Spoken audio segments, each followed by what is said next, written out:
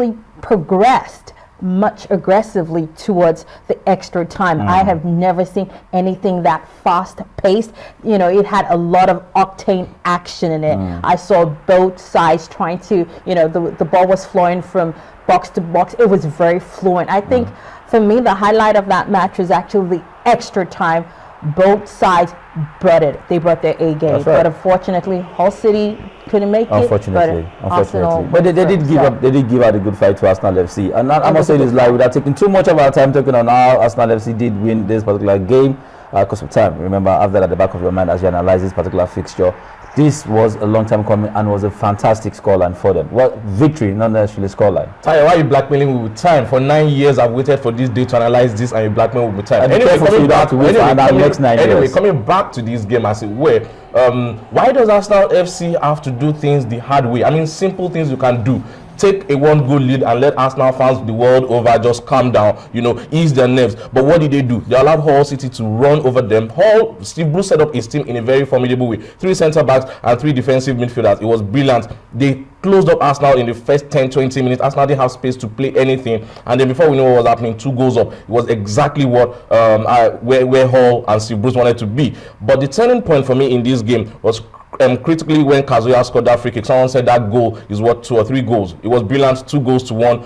And then when Kieran Gibbs saved a header off the line, at that point Arsenal could have been dead and buried at 3 goals to 0. But they came back into it, 2 goals to 1. Critically, they maintained their shape at the back, making sure that Hull didn't get further goals. And then just against run of play, Koscielny equalized. And then extra time, we were all waiting for penalty. Ramsey up this game. I was disappointed in Ozil yesterday. I was disappointed with Giroud and so many players who didn't step up their game. But as it was, Arsenal deserved their win. All right, now this should be like a turning point. I mean, you would expect for Arsenal FC. They've been on, interestingly, I mean, it's not that they played badly. They've not had a terrible season, but they've just not been winning laurels. Now, this also should boost that level of confidence, don't you think, moving on from next season? It will be more difficult now. It will be extra difficult. Now, Liverpool is there or thereabouts. Spurs spent £103 million. Mourinho is angry. Pellegrini won 2 trophies this season.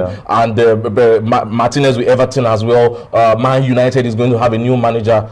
Come on, Champions League will be as difficult. It will be very difficult. Silverware now, and you have just 3 silverwares: Capital One Cup, FA Cup, and then the Premier League, and of course Champions League. So it will be very difficult. Silverware going forward. All right, that's it. The league came to an end in the Spanish La Liga yesterday. We did record a couple about 3 games we played yesterday in the Spanish La Liga. Those games were inconsequential because the title decider was between Barcelona FC and Atletico Madrid. That game ended 1-1 in favor of, well, it will be in favor of Atletico Madrid because they needed just a point to actually claim the La Liga title. That's what it was. The results: Real Madrid played 3-1 with Espanyol, Barcelona played 1-1 with Atletico Madrid, and Valencia played a 2-1 victory over Celta Vigo.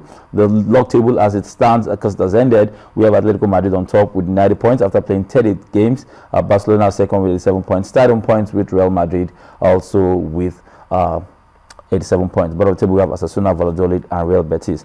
That's what it is. We'll go straight to our analysis of the World Cup. We'll come back and talk about the DFB Pokal. It also came to an end yesterday.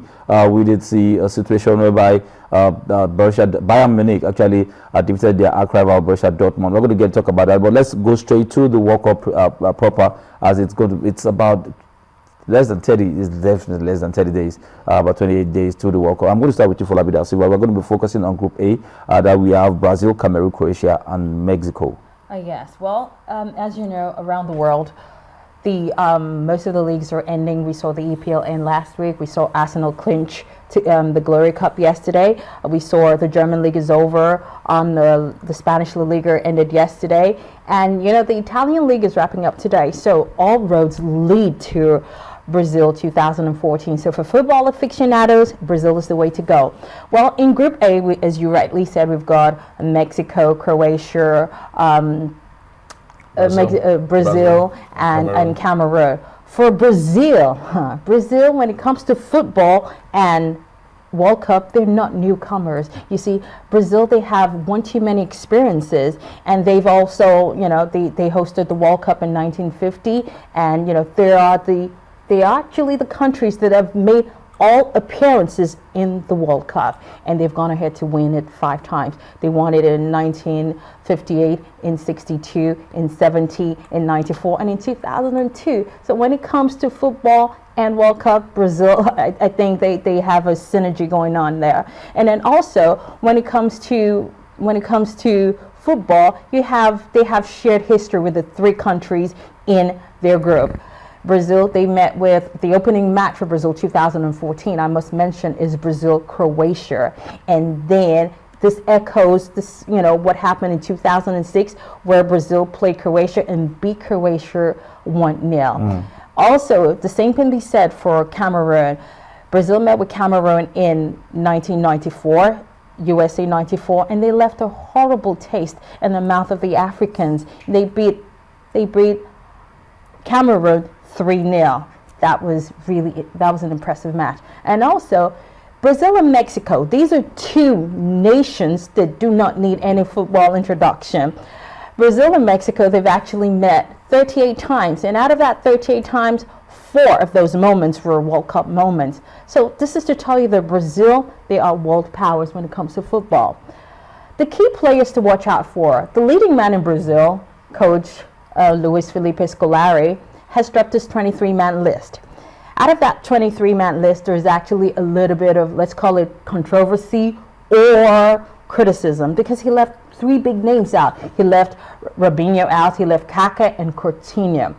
Okay, moving on. He's got, wild cards such as Oscar and William, who have had phenomenal season at Chelsea. At Chelsea. And then he's got, the other guys to look out for, Neymar, and he's got Neymar to look out for, and he's got I think, who else is William? No, William is the wildcat. He's got Neymar to look out for, and Neymar would actually, Elo would be riding on Neymar to create unmistakable scoring chances. For Croatia, then he's got Thiago Silva and Fred. For Croatia, their leading guys would be guys like Luka Modric and Mario Mandzukic. Yeah, that's the word. From Bayern Munich. Yeah, that's the one. I know you go right now, but what it is it sets the tone for the World Cup proper. It's going to start on the 12th. The first game will be between Brazil and Croatia. Now, looking at that group, I'm going to come to you, Larry Pinel. Like she did say, Brazil, Cameroon, Croatia, as well as Mexico, formidable size, and they're very familiar with themselves, with the way she said it. For you, your top 2 pick will be to qualify from that group. With where they played individually before now. Let me look at players they can't do without. Brazil can't do without Neymar, so to speak, although he had a disappointing season. Cameroon can't do without Eto'o Fields, although he also had an below average season. Croatia can't do without Luka Modric. He orchestrates things in the middle. And then for Mexico, they can't do without Javier Hernandez. They showed us when we played Nigeria, Nigeria versus Mexico. Coming back to the question you asked, I'll be definitely Brazil will qualify easily. Mexico, because they're close to Brazil than other teams, you feel they will have home advantage a little bit. But having said that, you would expect that Croatia and Cameroon will give Mexico a run for their money. So Brazil automatic qualifiers for me, and then is left for the other 3 to see how they can get points off themselves and see who qualifies. And but Brazil, Mexico. Your 2 top teams will be? Brazil definitely is a qualifier. Countries like Croatia have only made 4-time appearances. Cameroon 7-time appearances. Mexico 14-time appearances. So I think I would give it to Mexico. I think they have what it takes this time. Bearing in mind that they just changed. They just had a recent coach. Changed 2 coaches within 3 months. That does not speak well of their winning mentality, but I think I'm going to give it to Mexico this time. Okay, all right, that's it. Group A analysis. You got to see the countries that will be playing in Group A, trying to qualify from the group. Subsequently, we'll get to talk about Group B, Group C, Group D, Group E, F, G, H.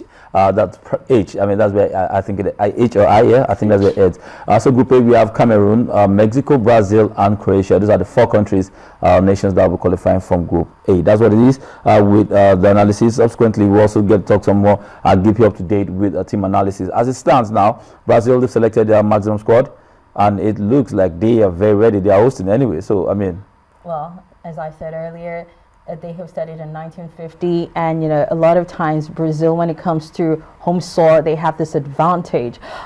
With Brazil, they would not leave anything to chance because from the 23-man squad, from what I see, I believe Scolari is going for more of youthfulness, more of speed and versatility. Because if not, he would have included guys like Robinho, Kaká, and Coutinho. Though Coutinho was a younger player, but I think a lot is riding on Neymar this time. So. And don't forget, they also won the Confederations Cup. They annihilated Spain in the final. We didn't see that coming. But having said that, no European team has actually gone to South America when South America is hosting to win the World Cup. Okay. So it's safe to exclude Spain, Germany, Italy, England from that mix. What I'm trying to say is it will be very difficult for any European team to go to South America and win on European soil. So that leaves us with Brazil, Argentina. So what about, we should not expect Spain to defend. It will be very difficult. We saw that in the Confederations Cup final. I mean, 3-0 it ended. I mean, Spain didn't even turn up in that final. Having said that, I'm tipping Brazil, Argentina, Uruguay in South America to get all the way to the semi-final. Brazil is looking very good to win because majority of the boys, the Confederations Cup are the boys that are going to play in the tournament. Okay, all right, so that's what it is. Like we did say, as we begin to round off the segment, BFP Portugal was played the final, the German Cup final. Cup final was played yesterday between Borussia Dortmund and Bayern Munich. That game ended 2-0 in favor of Bayern Munich, meaning that they actually did a double.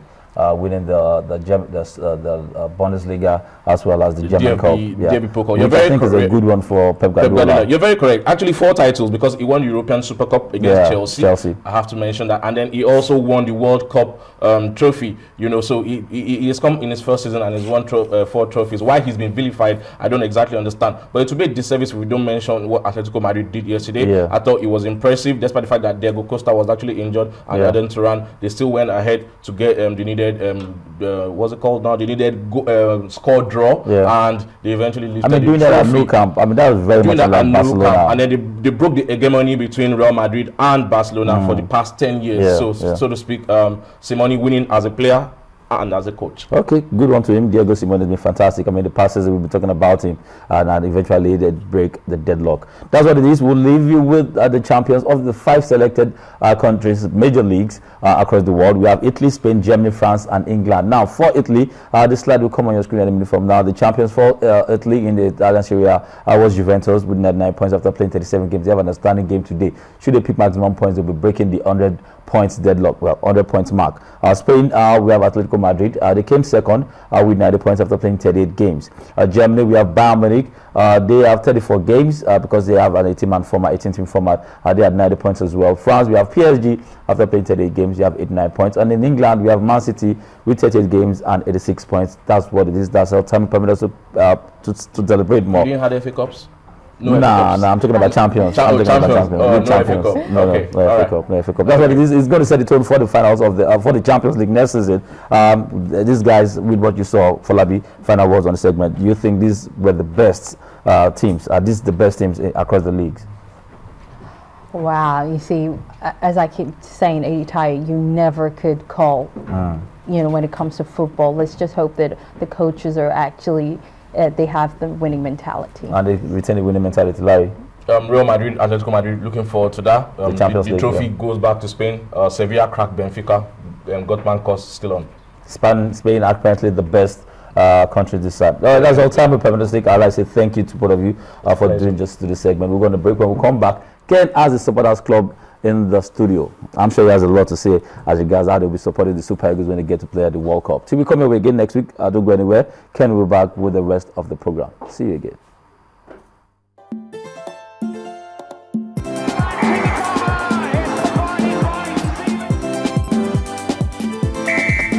Golden Penny Semovita is high in fiber and fortified with vitamins.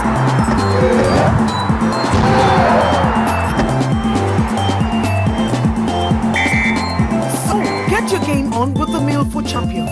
Golden Penny Semovita. Food for champions.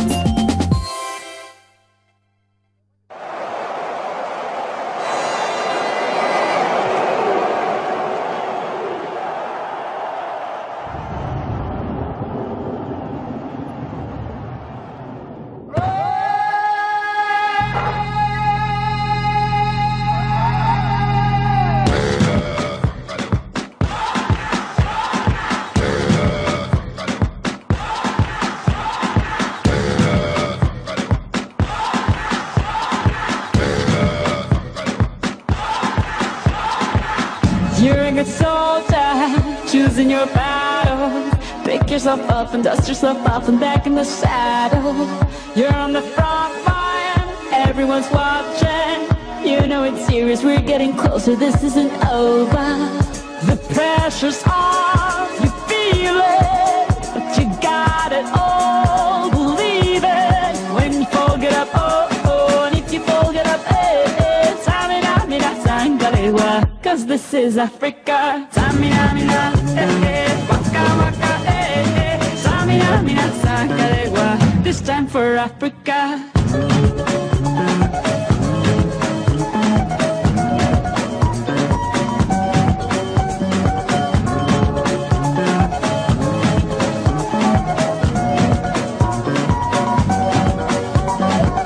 Listen to your life, this is our motto.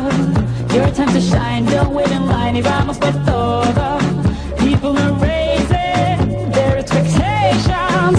Go on and feed them, this is your moment, no hesitation. Today's your day, I feel it. You pave the way, believe it. If you get down, get up, oh, oh. When you get down, get up, hey, hey. Tamina, mina, sangalewa, this time for Africa. Tamina, mina, eh, eh. Waka, waka, eh, eh. Tamina, mina, sangalewa, anawa, ah, ah. Tamina, mina, eh, eh. Waka, waka, eh, eh. Tamina, mina, sangalewa, this time for Africa. I'm well on my journey, biggie, biggie, mama, one A to Z. My sister's all on my journey, biggie, biggie, mama, from east to west. My tea, waka, waka, my waka, waka, my Sangin' sister, my zibu, yeah. This is Africa. Samina, mina, anawa, samina, mina, samina, mina, anawa, Samina, mina, eh, eh. Waka, waka, eh, eh. Samina, mina, sangalewa, anawa, ah, ah. Samina, mina, eh, eh. Waka, waka, eh, eh. Samina, mina, sangalewa, this time for Africa. Jungle, eh, eh. Jungle, eh, eh. Samina, mina, sangalewa, anawa, ah, ah. Jungle, eh, eh. Jungle, eh, eh. Samina, mina, sangalewa, anawa, ah, ah. This time for Africa. This time for Africa. We're all Africa.